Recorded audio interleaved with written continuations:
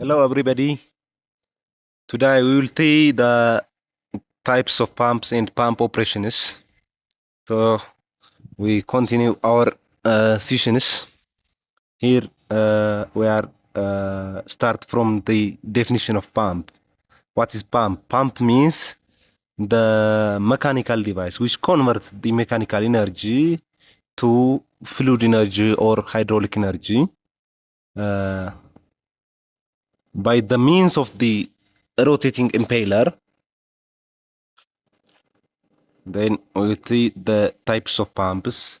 There are two types of pumps.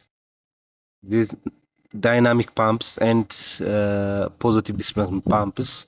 The dynamic pumps are pumps which is not self-primed pumps.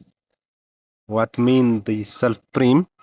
Self-prime means the pump which needs the fluid near the impeller or around the ice. There should be fluid to start this operation. Whenever we are not add any fluid around that, it may happen the dry run. If we run within a certain minute with this condition, the impeller goes to cavitation and it will damage. Then this dynamic pump is classified into two categories: the vertical pumps and centrifugal pumps. The centrifugal pumps, based on its the discharge, divided into two, three. Those are axial flow pumps, which means the discharge is axially discharged with the impeller, and radial flow pumps, the discharge is in the direction of the radius of the impeller, and mixed flow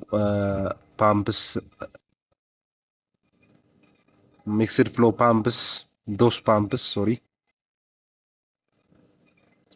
those pumps, uh, either the radial direction or axial direction of the impeller, it's discharge it like that. The name is given due to that mixed flow pump. And also the vertical pumps are the pumps which have different number of impellers on one shaft. Those are submersible pump, which is most of the time used to pump underground water and the slag whenever the operation is needed to immerse the pumps inside the fluid. That condition, the submersible pump is we using that. And line shafts, those line shaft pumps are the pumps which contain different impellers on the single driving shaft. And horizontal mounted axial flow pumps are pumps which is containing a certain amount of impellers on one shaft and put it horizontally around the some distance of the driving motor, such like this. The positive displacement pumps are self-primed pumps, which pumps around high pressure. Its efficiency is very good. Actually, dynamic pumps operate at the optimal operation point.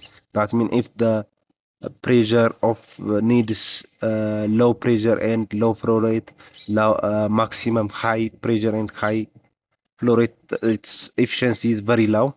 And also when the viscosity of the fluid is increasing, its efficiency also decreased.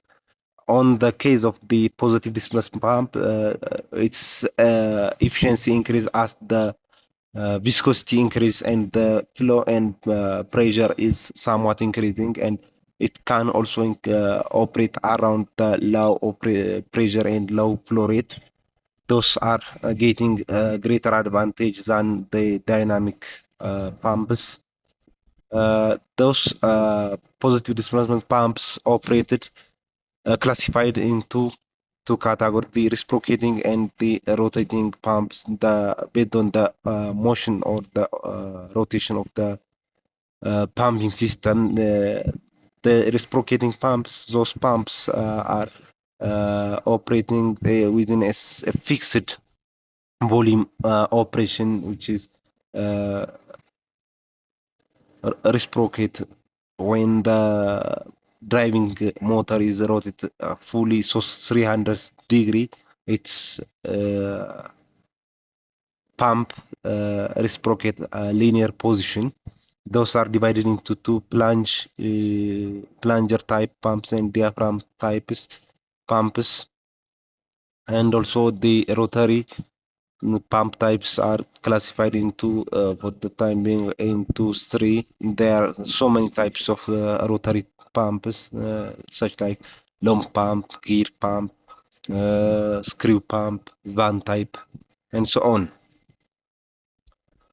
Here I would like to invite the animations of the uh, pump operations like this. It's somewhat maybe clarify you how it's working. Here we will see the arrangement or pump operations, parallel and series type of pump arrangements. Here we will see the operations, parallel operation.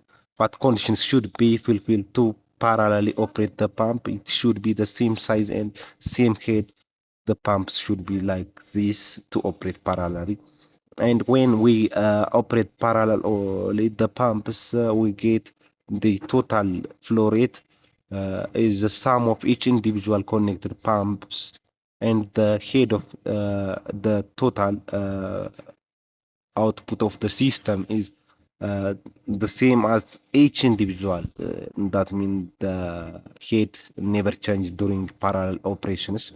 And the use of this parallel operation is to operate the system with variable flow rate, and the system needs to boost flow rates. During this condition, we use the parallel operation, and during the maintenance time also it's very useful using the parallel operation, because we get alternative or operational pumps to continue the operation of the system, and also to operate the system with low energy consumption pump when the demand is low. Whenever the demand is getting low, that means if the system is operating with five parallel pumps, then at a moment the demand of the flow rate is reduced, then we want to shut off some parts of the pumps. During this time, we prefer the low energy consuming pump, and we can run the systems like this. And also stress operation we are seeing here.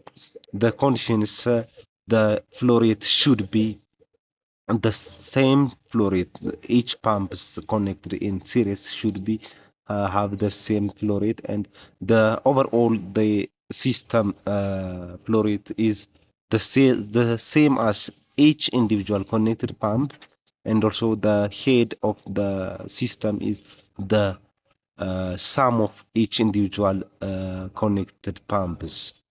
When one pump acts as a pressure booster to feed another pump, such a like operations we need, we are using the stress operation of the system.